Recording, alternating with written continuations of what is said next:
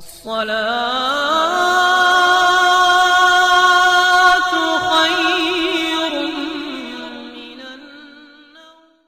نے ابھی تک ہمارا چینل سبسکرائب نہیں کیا تو ابھی سبسکرائب کریں اور بیل آئیکن کو کلک کر کے ہماری لیٹسٹ ویڈیوز کے بارے میں اپڈیٹ جانیں. سبسکرائب کیجیے اور ہم آپ کو لیے چلیں گے آپ کی فیوریٹ ویڈیو. بسم اللہ الرحمن الرحیم. جیسے میں زندوں سے بات چیت کر رہا ہوں کہ جو گناہ کبیرہ ہوتے ہیں وہ بغیر توبہ کے معاف نہیں ہوتے ہیں. اس لیے میں آپ سے کہہ رہا ہوں یہ عمل جو ہم کرتے چلے آ رہے ہیں ایک زمانے سے ہو رہا ہے, بار بار یہ بات سمجھائی جاتی ہے, لیکن اس کے باوجود بھی دل و دماغ اتنا ہاضمہ درست ہمارے لوگوں کا ہو گیا ہے کہ ایک کان سے سن لیتے ہیں اور جب تک مسجد کے اندر رہتے ہیں تو تب تک تو وہ ذہن میں رہتی ہے, لیکن جیسے مسجد سے باہر نکل گئے تو فوراً اس کان سے سنی تھی اور دوسرے کان سے اس بات کو نکال دیتے ہیں. اگر اسی طریقے سے ہماری امت مسلمہ کرتی رہی تو یاد رکھنا ایک وقت وہ بھی آئے گا کہ ہماری پوری قوم کو, پورے معاشرے کو تباہ و برباد کر دیا جائے. کیونکہ گناہ کبیرہ سے جس طریقے سے بچنا ضروری ہے, اسی طریقے سے اگر گناہ کبیرہ ہو جاتا ہے تو اس کے اوپر توبہ کرنا بھی ضروری ہے. کیونکہ حدیث پاک میں آتا ہے التائب من الذنب کمن لا ذنب. اب آپ سوال کرو گے ہم سے کہ بھائی ہم سے تو گناہ ہو رہے ہیں, تو اب ہم اتنے سارے گناہ ہو گئے اللہ تعالیٰ معاف کیسے کرے گا؟ انسان ایک گنہگار توبہ کرتے کرتے تھک جاتا ہے, لیکن اللہ تعالیٰ معاف کرتے کرتے نہیں تھکتا ہے. حدیث پاک میں بھی آتا ہے کل بنی آدم خطاؤن, ہر آدم علیہ السلام کی جو اولاد ہے وہ غلطی کرنے والی ہے. وخیر الخطائین التوابون, اور بہترین غلطی کرنے والا وہ انسان ہے جو اپنی غلطی کرنے کے بعد کیا کر لے بھائی؟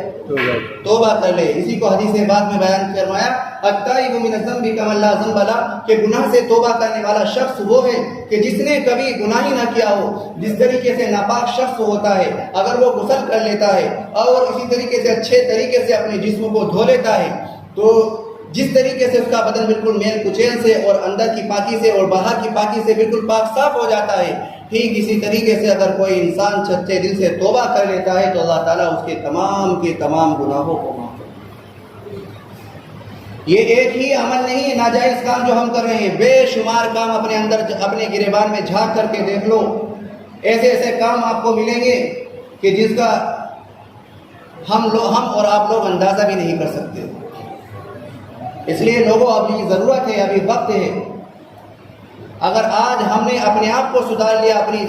آنے والی نسل ہماری سدھر جائے گی. اور آج ہمارے اندر دینی تعلیم کے حکموں کے مطابق اگر ہمارا اندر عمل نہیں آیا تو آنے والی نسل بھی ہماری تباہ و برباد ہو جائے گی. کیونکہ اللہ تعالیٰ نے کامیابی کا دار و مدار منچاہی زندگی پر نہیں رکھا ہے. جب تک رب چاہی زندگی نہیں گزارو گے اس وقت تک کامیاب نہیں ہوگے, نہ ہی دنیا میں کامیاب ہوگے اور نہ ہی آخرت میں کامیابی ملے گی. دنیا میں کامیاب ہونے کے لیے اور اسی طریقے سے آخرت میں کامیاب ہونے کے لیے رب چاہی زندگی گزارے گی. رب چاہی زندگی یہ ہے وَأَمَّا مَنْ خَافَ مَقَامَ رَبِّهِ وَنَهَى النَّفْسَ عَنِ الْهَوَىٰ, کہ جب رب چاہی زندگی گزارو گے, اللہ کی حکم اللہ کی بات مانو گے, رسول کا طریقہ اپناؤ گے اور رسول کے نورانی طریقے کو اپنی زندگی کے اندر داخل کرو گے تو یاد رکھو دنیا میں بھی کامیاب ہو جاؤ گے, رب چاہی زندگی گزارنے والے بن جاؤ گے, اور اسی طریقے سے آخرت میں بھی اللہ تبارک و تعالیٰ تمہیں جنت الفردوس میں اعلیٰ سے اعلیٰ مقام عطا کرے. لیکن آپ یہ سوچنے لگو کہ جب ہمارا من چاہے جب ہم نماز پڑھ لیں, اور اسی طریقے سے جب ہمارا دل یہ چاہے کہ کسی کوئی غلط کام کو چھوڑنا ہے چھوڑ دیں, تو اس طریقے سے کام نہیں چلنے والا ہے, بلکہ ہمیں ہر غلط کام کو مکمل طریقے سے چھوڑنا پڑے گا, نبی کے نورانی طریقے کو اپنانا پڑے گا, جبھی ہماری زندگی سیدھے راستے پر چلنے والی ہوگی. کیونکہ قرآن بھی کہتا ہے اور حدیث میں اللہ کے نبی نے فرمایا من احب سنتی فقد احبنی ومن احبنی کان معی فی الجنہ, کہ جو میرے نام کا لیوا ہو, میرا نام لیوا ہو, وہ میرا سچا عاشق نہیں ہے, بلکہ جو میرے طریقے کو پسند کرتا ہے, میرے طریقے کو اپنی زندگی کے اندر داخل کرتا ہے, جو میں نے اس کو طریقہ زندگی گزارنے کا بتلا دیا اس کے مطابق وہ چلتا ہے, تو وہی میرا سچا عاشق ہے. اور اس کے لیے اللہ کے نبی ارشاد فرما رہے ہیں ومن احبنی کان معی فی الجنہ, اور جو میرا سچا عاشق ہوگا تو وہ کل قیامت کے دن میرے ساتھ کہاں ہوگا بھائی؟ جنت کے اندر ہوگا. اور جسے نبی پاک علیہ السلام کا جنت میں قرب حاصل ہو جائے, جسے نبی پاک علیہ السلام کی شفاعت مل جائے, تو وہ اللہ کے نبی اللہ تبارک و تعالیٰ کی نظروں میں بھی محبوب اور پسندیدہ بن جائے.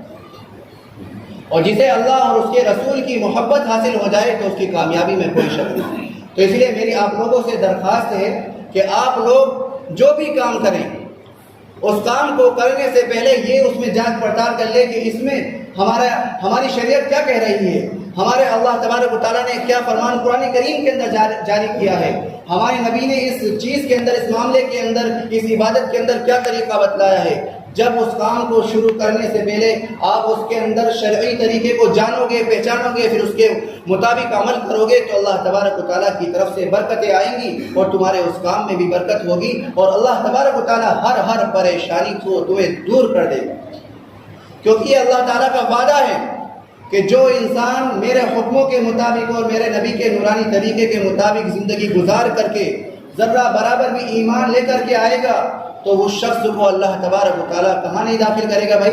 جہنم میں داخل نہیں کرے گا، بلکہ جس انسان کے اندر، جس مومن کے اندر ذرہ برابر بھی ایمان ہوگا وہ ضرور بھی ضرور جنت کے اندر داخل ہوگا۔ ذرا وقت نہیں، ورنہ میں آپ لوگوں کو 5 منٹ کا وقت ہے، مختصر چھوٹا سا ایک واقعہ آپ لوگوں کو بتلا دوں، اس سے آپ لوگوں کو پتہ چل جائے گا کہ ہمیں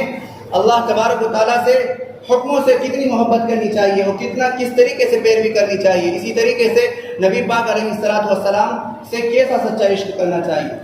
ایک صحابی کا نام آپ نے سنا ہوگا، حضرت معاذ بن جبل رضی اللہ تعالیٰ عنہ، ایک صحابی ہے، بہت جلیل القدر صحابی ہے۔ وہ حدیث پاک میں نے خطبے کے اندر بھی پڑھی ہے کہ وہ فرماتے ہیں کہ اللہ کے نبی صلی اللہ علیہ وسلم سے ایمان لانے کے بعد بے انتہا محبت کیا کرتے تھے کہ سفر میں ہو، حضر میں ہو، مسجد نبوی میں ہو، مدینہ منورہ میں ہو، چاہے مدینہ منورہ کی گلیاں ہوں، ہر وقت اللہ کے نبی صلی اللہ علیہ وسلم کے ساتھ رہا کرتے تھے، اور وہ یہ خواب دیکھا کرتے تھے کہ میں اب پوری کی پوری زندگی کو نبی پاک علیہ السلام کے قدموں میں دفن کر دوں۔ جب ان کی دلی کیفیت کو دیکھا، اللہ کے نبی صلی اللہ علیہ وسلم نے فرمایا انی لا احبک یا معاذ، کہ اے معاذ میں تجھ سے محبت کرتا ہوں۔ بتاؤ، جس انسان کے لیے، جس صحابی رسول کے لیے اللہ کے نبی صلی اللہ علیہ وسلم کی زبان سے مبارک کلمات نکل جائے کہ میں محبت کرتا ہوں، کیونکہ یہ حقیقت ہے، جو اللہ کے نبی کی نظروں میں محبوب اور پسندیدہ بن گیا وہ اللہ تبارک و تعالیٰ کی نظروں میں بھی محبوب اور پسندیدہ بن جاتا ہے، اور جو اللہ اور اس کے رسول دونوں کی نظروں میں محبوب اور پسندیدہ بن جاتا ہے تو اس کی کامیابی میں کوئی شک نہیں ہو سکتا، کوئی اعتراض نہیں کر سکتا۔ تو وہ صحابی ہیں، وہ صحابی فرماتے ہیں کہ ایک وقت اسی طریقے سے مجلس لگی ہوئی تھی، اچانک اللہ کے نبی صلی اللہ علیہ وسلم کی زبان سے یہ کلمات نکلتے ہیں اور فرماتے ہیں کہ اے معاذ، ہم نے تمہیں یمن کا گورنر بنانے کا فیصلہ کیا ہے۔ یہ الفاظ سنتے ہی حضرت معاذ بن جبل رضی اللہ تعالیٰ عنہ کے دل کے اوپر ایک کیفیت طاری ہو گئی، عجیب سی حالت ہو گئی، اور وہ یہ سوچنے لگی کہ اب تک تو میں یہ سوچا کرتا تھا کہ نبی کے قدموں میں اپنی زندگی کو دفن کر دوں گا، لیکن اب یہ خواب میرا سچا نہیں ہوگا۔ لیکن کیا کرتے کہ اللہ کے نبی کا حکم تھا، اللہ کے اس کے رسول کا حکم تھا، تو انہوں نے اس حکم کو مانتے ہوئے اپنے آپ کو سر تسلیم کھڑ کر دیا، اور یہ ایک مومن کے لیے، اور ایک مومن مرد اور عورت کے لیے یہ اختیار نہیں ہے کہ جب اللہ اور اس کا رسول کسی بات کا، کسی کام کا انہیں حکم دے وہ اس کی خلاف ورزی کرے۔ چنانچہ حضرت معاذ بن جبل رضی اللہ تعالیٰ عنہ سفر کی تیاری